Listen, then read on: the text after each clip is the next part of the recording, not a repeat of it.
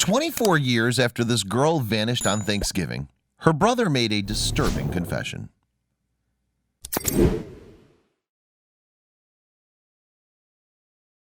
In a police interview room in Florida, David Lambert labors over a confession. He's there because his sister disappeared more than 24 years ago, and officers are trying to close the case. But does David know more about the mystery than he's been letting on? Well, as investigators are about to find out, the 38-year-old does indeed have a secret that he feels compelled to share. And it's a disturbing one, to say the least. The story begins on November 27, 1985. Back then, David and his sister Martha Jean lived with their parents, Howard and Margaret, in St. Augustine, a city on the northeastern coast of Florida. As was the case with many of their neighbors, the Lamberts' dwelling was a trailer found in a semi-rural area a few miles away from popular beaches. At the time, David was 14, while Martha Jean was 12.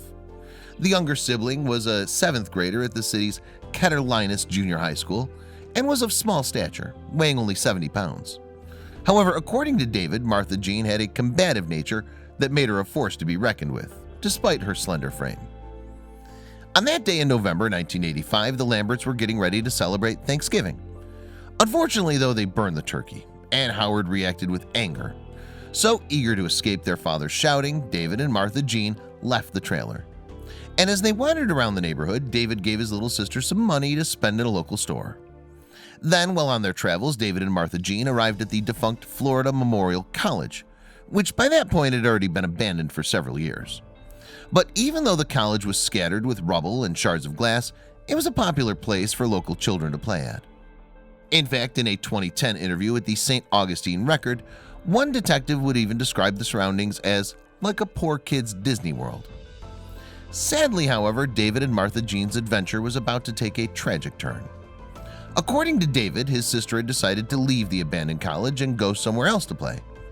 After that, she simply vanished. And even though police subsequently launched an investigation into Martha Jean's whereabouts, no trace of the girl was found. Several attempts were made to get to the bottom of Martha Jean's disappearance over the following years. Right from the start of the investigation, though, detectives had suspected that David might know more than he was letting on. Still, without any clear evidence to prove that a crime had been committed, law enforcement were unable to take action against Martha Jean's brother. Meanwhile, life in St. Augustine moved on. Devastated by their daughter's disappearance, Margaret and Howard went their separate ways. Then, in 2000, David found himself in trouble with the police after allegedly attempting to write a bad check. And when they picked him up, he reportedly made a bizarre confession. In fact, in a 2010 interview with the Florida Times-Union, St. Johns County detective Sean Tice revealed that David had claimed to know what had happened to Martha Jean. "I need to get this off my chest," David is reported to have said. "I'm responsible for my sister's death." Apparently, he went on to confess that he had buried Martha Jean in a local coquina mine. But when police arrived at the mine to investigate the claim, they could find no trace of Martha Jean's remains.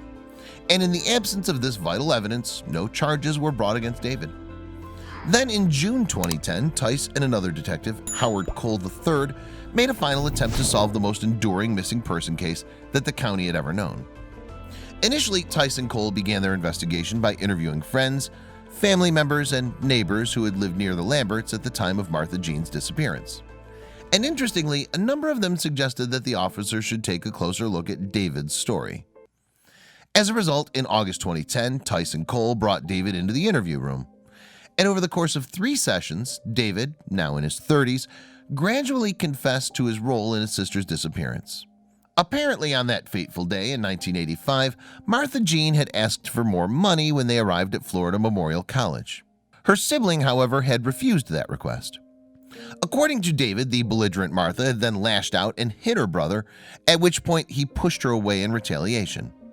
But the slight girl reportedly fell over backwards and, as a result of that shove, hit her head on a piece of metal jutting out from the ground. Apparently, the metal pierced her skull, causing a fatal injury. And so, however indirectly, David believed that he'd been the cause of his sister's death.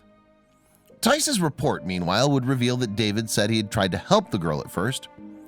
D. Lambert stated that when he lifted Martha up, that there was a large hole in the back of her head and blood pouring out. He wrote, D. Lambert stated he initially called out for help, hoping that someone would be walking by and hear his cries. But when none came, David is said to have taken matters into his own hands. Allegedly, he used a broken road sign as a shovel to dig a makeshift grave. And then the detectives asked David why he had not told his parents the truth. He explained that he'd been scared of their reaction. In fact, Tice believes that David was living in fear of his mother, Margaret, a situation that apparently remained the case at the time of the man's confession. He was terrified of his mama, Tice wrote, still is. Eventually, spurred on by a photograph of Martha Jean that Tice had placed on the table, David wrote and signed a statement, and in it he finally admitted his role in his sister's death. But that wasn't all. As alongside the written statement, David also drew a map for investigators. Investigating the plot upon which Florida Memorial College stood, it allegedly showed where Martha Jean was buried.